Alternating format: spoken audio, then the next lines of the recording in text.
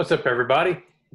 I'm Kirk Moose. This is Toby Downs, and we're here again for another episode of Reclaim Your Life. And today we really want to talk about fitness. Does one size fit all? And Toby and I have talked many times over the years about how sometimes things just get in the way. Yeah. Toby, do you have an example in your life of things that people might face and how you've overcome them? Yeah, absolutely. When I started my fitness journey, the month before my 40th birthday, I put on an old pair of yard shoes and cotton everything and, tried to do some running, but it was really more like ugly walking is what it turned out to be. And that's improved over time, obviously. But I had to find something personally for me that was enjoyable. And there are obstacles in life. We have a lot of things that come up with work or family or other responsibilities. But yeah, so anything I think that people are going to do has to be sustainable, has to be something that they can turn into a lifestyle. Programs are great to give you some structure, to be a catalyst to start maybe in a fitness journey. But if it's not something that you can enjoy, and when I say enjoy, I don't mean you're going to love every minute of it, because anytime you're doing something that is disciplining yourself, whether it's eating one food versus another, or if it's getting out and walking or taking a bicycle ride instead of watching the show you want to, there's going to be a measure of displeasure. But that's been part of my experience. And I guess the last thing I'll say on that, and I would love to hear your thoughts on it too, because I know you've had some similar experiences. One thing I encourage folks that I've spoken to is when you are out there doing anything, you're pretty much lapping everyone who's sitting on the couch. So whether you're going slow, whether you're barely moving at all, you're moving and you're making progress. Oh, definitely. And I'd be happy to share my experience as well. You know that there's been many times I've traveled over the years for work, going sometimes even into the mission field with the ministry that we've got. And that was one of the big challenges for me is how do I keep an active lifestyle? It was really easy to get fat. Right. Very easy to get fat. But that was because I didn't discipline myself. I'd eat out a lot. I would turn around and do almost nothing except for reading or studying or doing something else. But as I started disciplining myself and adding exercise in, I really had to consider, how am I going to do this? How am I going to sustain this? And I realized for me, I love going to the gym. I love to lift weights, but it doesn't work very well. It's hard to fit it into my schedule. So I said, okay, what can I do that doesn't require me to go to the gym? I don't have the space in my house for a major exercise, piece of equipment, and it just doesn't work.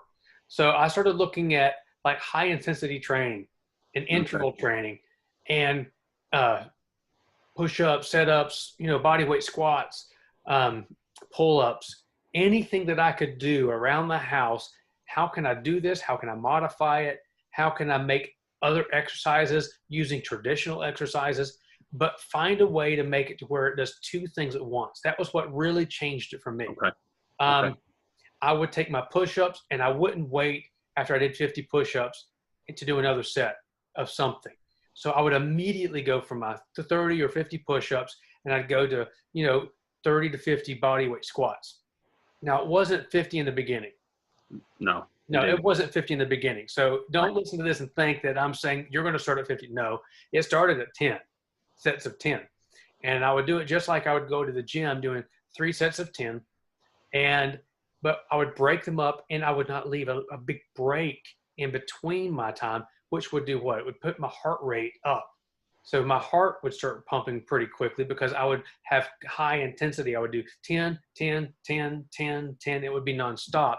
And if I took any break at all, it'd be maybe 10 to 30 seconds max. And then I would go into another high intensity session to where I would not stop at all for another minute to 2 minutes. And then if I took any break, it'd only be 30 seconds. That's really what was a breakthrough for me. Okay. So it sounds like your goal was to be very, not only intentional, but very efficient with your time. Yes. And you're right. Some of those numbers that you just shared are a part of where you are. So a couple of things I'll say, and I think this will be a good continued conversation for another time as well. But the first thing is, never compare where you are to someone else's. I've heard it said, never compare your chapter 1 to somebody else's chapter 10 or chapter 25. So it's really a personal That's right. journey. And the other thing that I would encourage everyone to start with is try to do something 3 times a week for 30 minutes a day. That's 1/24th of your day for 3 times a week.